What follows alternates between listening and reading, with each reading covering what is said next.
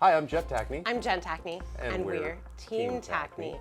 And today we have a special guest, Karin Buccowich. All right. She is a Garden Park original owner. So you have a Garden Park Plan 5. And tell us a little bit about why you moved to Garden Park in, what year was that? In 63. In 1963. 60 years ago. Oh my goodness, 60 years you've lived in the same house. We knew the house when it was just a concrete slab. And the reason we moved to Orange County and to Garden Grove was because we had one couple who were friends who already had moved here. And they knew us from the Torrance area. And so we came and saw their house, and they lived in a real house already. And so they kind of introduced us a little bit, and we thought, well, that would be a feasible area to move to, even though it was quite a bit further away from my husband's work. And we had lived in Torrance, had a nice house with a view of Palos Verdes and a little bit of a view of the ocean. And on gloomy days like today, in the backyard, because we lived on a hillside, my backyard had a short fence. And as you were standing in the backyard, you could look into the Long Beach area where the sun was shining. Yes. So every day when it was gloomy, I would be out there and the sun was shining in Long Beach. Yes. Oh, that is great. Yeah. And then why did you choose the Plan 5? We and I probably would have liked to have the two-story house, but we couldn't afford it. And what was the price difference between the two-story house and the single-story? I cannot tell you the price difference now anymore, but the price for the five plan was very good for us. And when I think about it now, it is unbelievable. We paid $20,500 for the house. And a few years later, we bought a station wagon where I had inherited some money from my dad, and we paid cash for the station wagon, and the station wagon was $20,000. And I thought, wow, the station wagon was $20,000 and the house was $25,000. How, yeah, it was amazing to me. Yes. But however, I really like the house, and I still like the house because we have a garden. We've lived a lot in the garden, yeah. So. And what did Dwayne do for a living? Where did Dwayne work? Oh, he worked all the way by the airport for North American at the time. North American eventually became Rockwell, and then it turned over to Boeing. But at the time it was Rockwell. And not only that, the freeway had not come as far as here. There was mostly strawberry fields and tomato fields.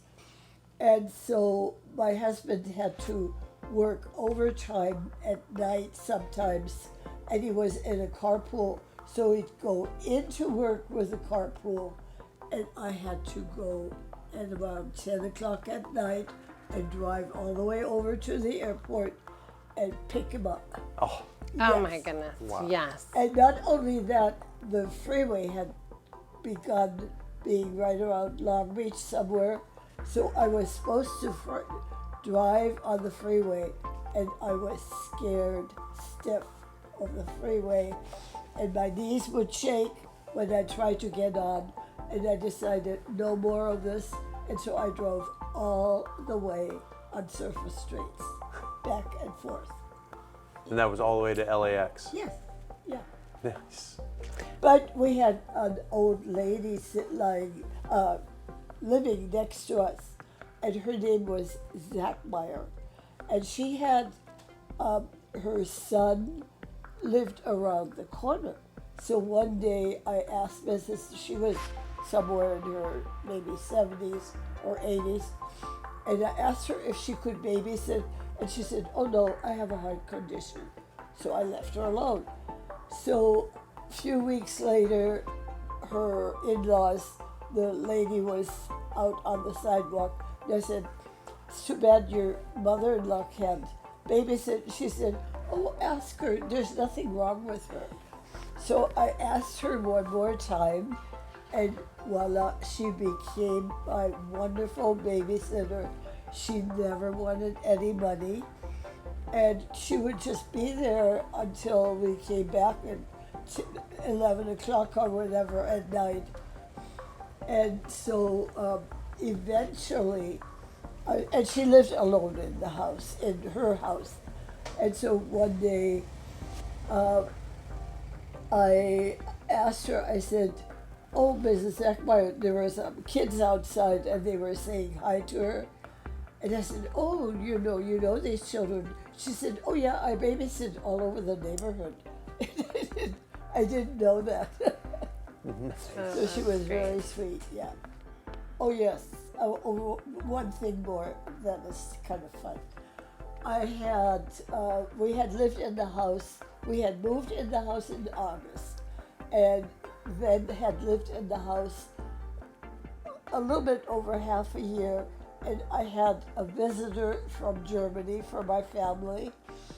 It was a woman, she was my aunt, and she came and she's outside in the garden and relaxing and everything, and she came back and she was telling me she would like to go for a walk.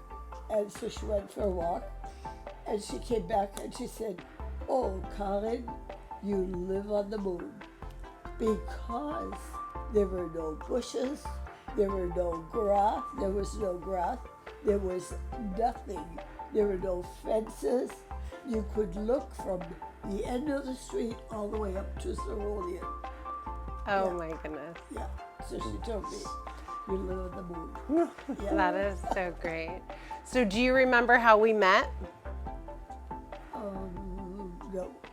So, how we met was I was mailing you things, and I mailed you a picture of our family and a letter. And you called me back and you said, you left a voicemail that said, "I pass out flyers for real estate agents."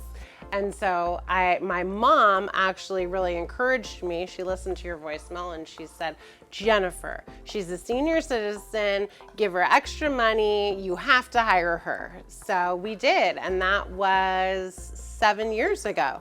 Yep. Yes, at least 7 years ago. Might have been a little longer. Actually, it could have been anywhere from 2014 to 2016. Yeah. I enjoy being outdoors and doing this. And I meet people and I'm friendly with them. And there used to be a time when I was a young woman, when I first had come to America, where I did not let anybody know I was from Germany, that I was German. Or my husband would say, "Oh, Karin, there's some German people, go talk to them." No way. And so I was very shy and also kind of reserved. And over time, my personality has changed quite a bit. And so I really like to be outside, and I find people, 99.9% are always friendly. They're very friendly. And so I like it. And I get some exercise that way. And I get great. some money too. Which is so good. There was that one time that gated community called the police on you and Dwayne, or Oh, yeah. threatened to. Yes. That was, ooh. And they were saying, if you keep on doing this, you'll go to jail, and Last time I checked, it wasn't illegal to put a flyer on someone's doorstep, right? And you're bringing them good news. I mean, what are you passing out for us these last couple weeks? Oh, Yeah, good news. Good news, the neighborhood garage sale. That's And what if you ever she's do go to passing out. jail, we'll bail you out. You know it. We'll be there for you, Karen. Make We your got one you. phone call to us, and we'll take care of. We'll get you out of jail. Yeah, all right. Yeah. So if you see Karen in the neighborhood dropping off Yeah. your neighborhood garage sale flyer, just give her a little wave. She's been here since the beginning. Yeah, people really are friendly. Sometimes they want to talk a little bit, but just saying hello and everything, it's nice, yeah. It's a great neighborhood, isn't it? Yeah. It's gonna fly on in. So Karen brings my us these cinematography. beautiful bouquets. And actually, one of our traditions is to give a seller a bouquet or an orchid after we meet with them on a listing appointment. Do you remember when you used to do that for us? Karen would actually, I would give her an address and she would drop off yeah, the I card. remember, yes, Do I you remember, remember? And this beautiful bouquet when we were first starting out, and she didn't even want any money for it, but I think I twisted your arm and gave you $5 or $10 or something, maybe.